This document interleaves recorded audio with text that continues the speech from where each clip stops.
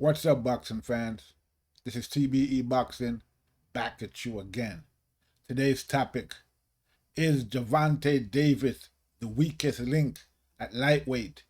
And is that the reason why Ryan Garcia is calling him out? Let's chop it up and see what it's all about. Got the money for minutes, pretty bitch, gotta show me titties. This is the life that I chose, huh? On the block with the pole, huh? This is the life that I chose, huh? On the block with the pole, huh? That life before riches, huh? That life before riches, huh? Pretty bitch, show me titties, huh?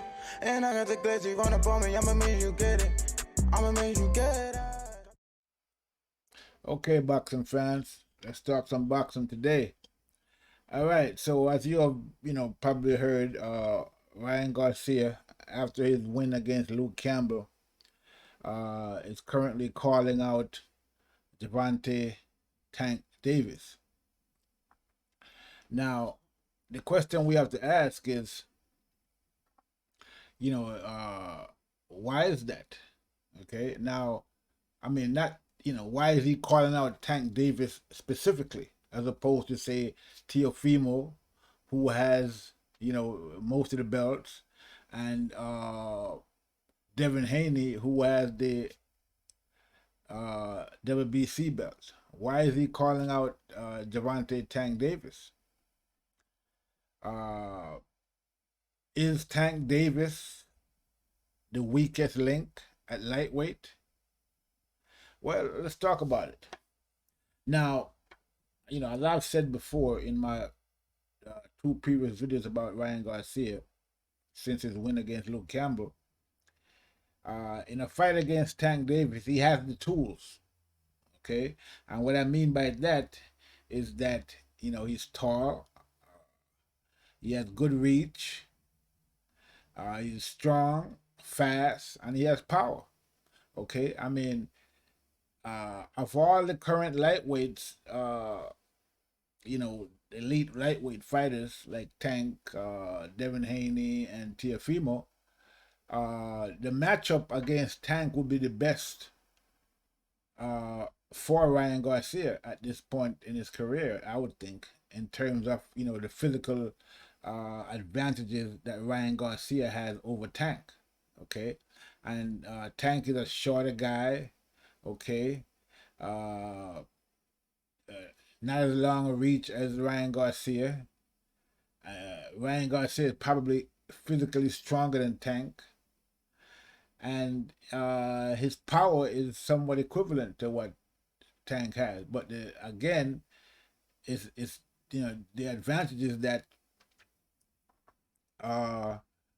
he's the bigger fighter, okay, compared to Tank, as opposed to, say, Devin Haney or Teofimo Lopez, who are both big lightweights, who eventually are probably going to end up at welterweight eventually. So Tank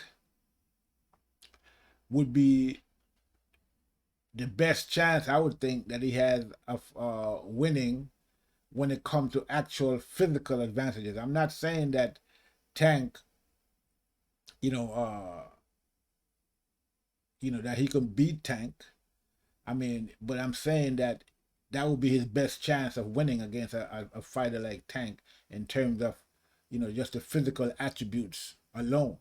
Okay, and I think he'd have a more difficult fight against people like Devin Haney and Teofimo Lopez, because they're both his size, are almost the same size as Ryan Garcia. And I think, they come with particular sets of skills that would probably give Ryan Garcia more trouble. I'm not saying that Tank doesn't have skills, because he does. And he could potentially give Ryan Garcia a lot of trouble. But, just looking at it, just looking at it on, on paper, and looking at what we see, we see that Tank is a smaller fighter out of all of those guys. Okay, and I think that plays to the advantages of Ryan Garcia in terms of, again, physical attributes. Now, Tank is probably the most experienced out of all of those guys, because he's been at the elite level the longest. But if I were to pick if I was Ryan Garcia's manager, trainer, or whatever, his team, and I wanted to pick a lightweight that I think I can beat out of the crop that we have right now at the elite level, uh, I would more likely pick Tank because of the physical advantages. Okay, and I think that's what Ryan Garcia is doing, which is why he's calling for a fight against Tank. I mean, uh, if you want to go for the most glory, you'd go after Teofimo. Okay, he has most of the belts. And then you also have Devin Haney, but those guys, like I say, they have physical attributes that are basically close or equivalent to Ryan Garcia. Okay, except for maybe Devin Haney in terms of the power. Yeah, I don't think he hasn't displayed as much power as either Ryan Garcia or Teofimo or even Tank. But he does have but he's probably the one with the most skills in terms of just pure boxing.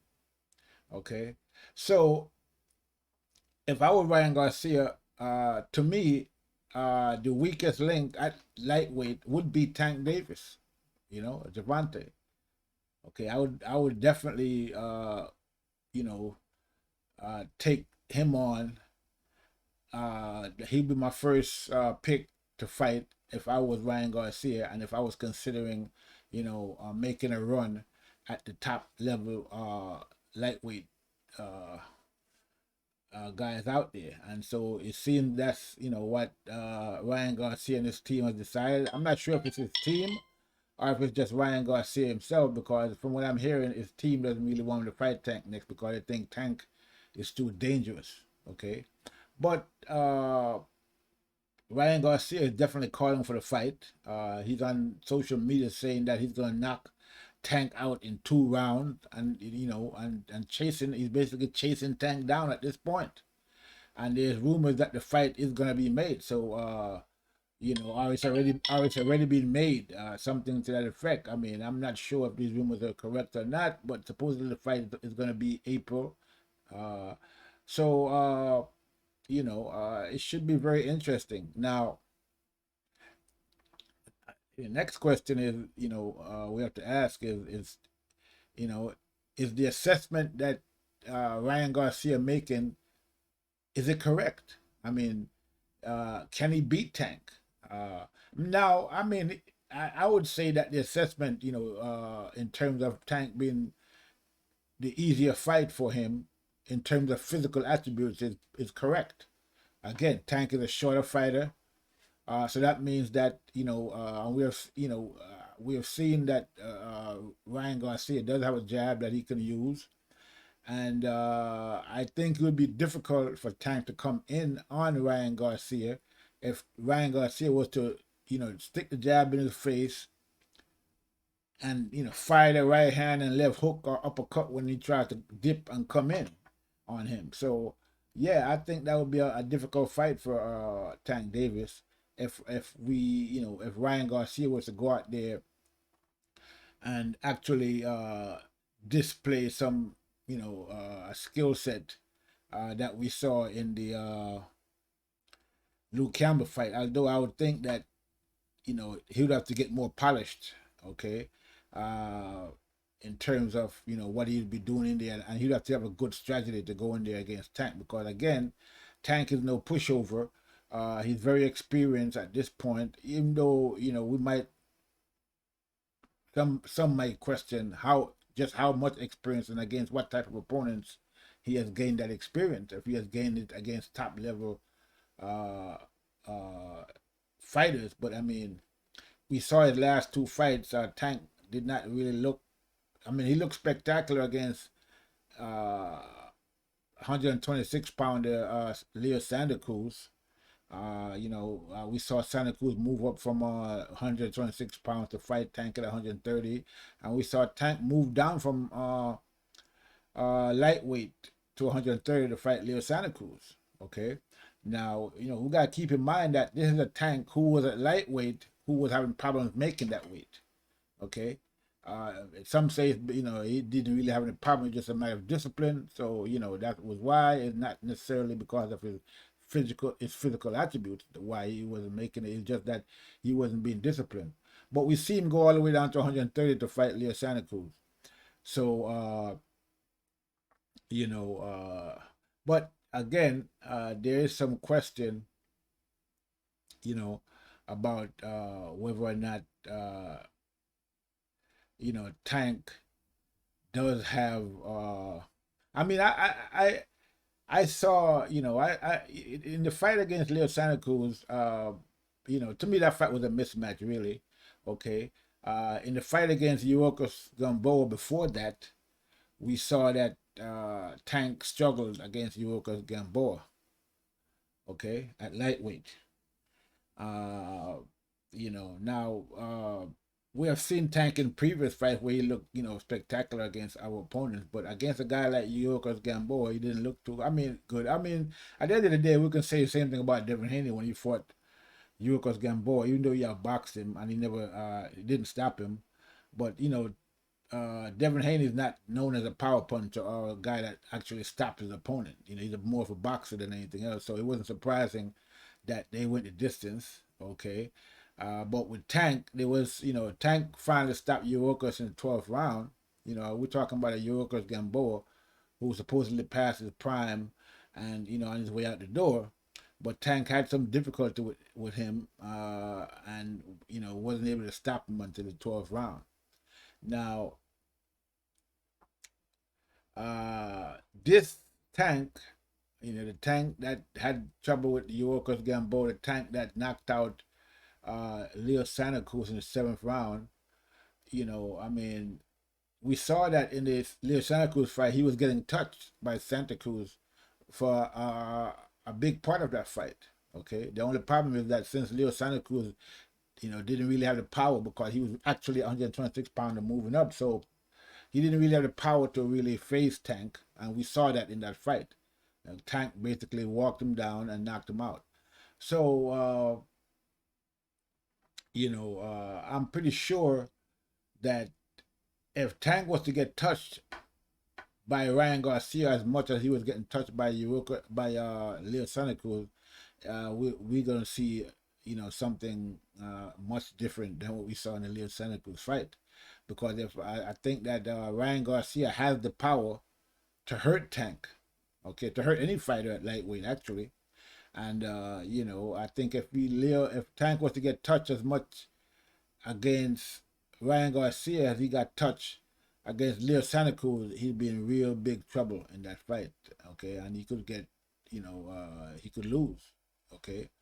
Now again, you know, we can speculate, but at the end of the day, you know, when these guys get in the ring, that's when we're gonna really know what's what. And you know, we can say that Ryan Garcia has all the tools in the world, and he does have the tools. Again, you know, I think Tank is at a disadvantage in terms of physical attributes in the fight, if they were to fight. But again, you know, it's one thing to have the physical attributes as Ryan Garcia has, and it's another thing to actually translate that into a winning strategy, okay, in the fight, okay. And you know, that all boils down to execution. Can Ryan Garcia execute against experienced fighter such as Tank Davis in you know, in the ring? And we don't know that yet, and we're gonna see if that's, you know, what's really. I mean, it's an interesting situation. It's an interesting fight, and I would definitely love to see it. It's a brilliant matchup actually, and I'm glad that Ryan Garcia, you know, is calling out Tank, because we want to see that fight, and you know, I think, you know, the fans would love to see it. Now, I mean, it's I mean, it's more than interesting. It's intriguing actually. Okay, and we see that, you know, one thing that Ryan Garcia doesn't seem to lack at this point in his career is confidence, and you can't really blame him. I mean, he came up and, you know, he stopped Luke Campbell, which even Lomachenko didn't do. Luke Campbell went the distance with Lomachenko. Okay. So and he also and Lomachenko went the distance with Teofimo, even though Teofimo won the fight, but it was a close fight still. So the fact that Ryan Garcia was able to stop a guy like Luke Campbell, who went the distance with Lomachenko, it's a pretty big deal, I would think, and it shows that he has a lot of potential. I mean, and he definitely has the power. Okay, so I mean, he stopped him with a body shot. So I mean, that is Luke Campbell. So again, if he can touch Tank the way Leo Santa Cruz was touching Tank, we might see something interesting, because again, in the fight against Gamboa, where they were boxing for 12 rounds, Tank really didn't look all that spectacular against Gamboa. And I'm pretty sure at this point, from what we saw of Ryan Garcia, he looked pretty good in there against a boxer like Luke Campbell. And he boxed pretty well. I mean, yeah, he still displayed some issues that I think he needs to correct in terms of, keeping his hands up when he's moving back. When he brings his hand back after his offensive moves, we saw him get dropped because he didn't do that. We see him still moving straight back. Okay, no, not doing any lateral. His movement in terms of ring generalship is not the best. Okay, and he still keeps his head up high and straight down the line. But if he can correct those issues, I think Ryan Garcia has a lot of potential. Okay, let's just say that I see a good potential in Ryan Garcia. He has the potential to become a great boxer, I would think. Okay, and he definitely has the confidence now after the win against Luke Campbell, and so that's a pretty good combination. Good boxing skills. Uh, Good confidence, and room for improvement. Okay, and I think he can improve if with the right training. So we're gonna see how everything shapes up. But the lightweight division is looking pretty interesting right now, and it looks like these guys are willing to fight each other, as opposed to the welterweight division, where we have guys doing a lot of ducking and shucking and jiving. We have a big fight to be made at welterweight between Terence Crawford and Errol Spence, and it seems like Errol Spence doesn't really want any of that smoke, and basically has been ducking Terence Crawford for years now. But hopefully this is not going to happen at lightweight. It looks like these guys are ready to fight each other. Okay, I mean, Devin Haney has been calling out everybody and anyone that can hear his voice for the last couple of years. Teofimo, went straight up there against Lomachenko, the Matrix, and called him out. Lomachenko told him to go get a belt. He did that, and then went and took Lomachenko out of the picture. Okay. We see Ryan Garcia just win the best fight of his career against skilled, experienced Olympic winner in Luke Campbell, and actually stopped Luke Campbell in 7 rounds. And as for Tank, I mean, he's there. I don't think he has any problem fighting Ryan Garcia, because if you look at it from his point of view now, as opposed to Ryan Garcia's point of view in terms of the rest of the fighters out there, I think for Tank, Ryan Garcia is the least experienced of all the fighters out there, even though he has the physical attributes. But all the other fighters, like Devin Haney, Teofimo, have the same physical attributes vis-a-vis a fight against Tank as Ryan Garcia does. Okay, but they probably are more skilled at this point in their career than, say, a Ryan Garcia. So for Tank, the easiest fight, from his perspective, would be a Ryan Garcia at this point in his career. If you was to compare Ryan Garcia to the other two guys, Teofimo and Devin Haney, I would think that the easier fight for Tank of those three guys would be Ryan Garcia. Okay, so I don't think he has any reason really, from his perspective, to really worry about, say, Ryan Garcia. I think that would be the easiest fight for him of all three, whether Teofimo, Devin Haney, or Ryan Garcia. Ryan Garcia is the easiest fight for Tank, I would think, from his perspective. So it should make an interesting match. I'm definitely looking forward to seeing that fight. Who I think is going to win, I'm not sure at this point. I'm thinking it's a 50-50 fight right now. But again, it's all going to depend on execution from the perspective of Ryan Garcia. I mean, we already know that Tank, can do what he does. He could knock you out. I mean, even though, again, I think that Tank has been basically brought along safely up until this point in his career, because we all know that he could have had a fight against Lomachenko a long time ago, but they never took that fight.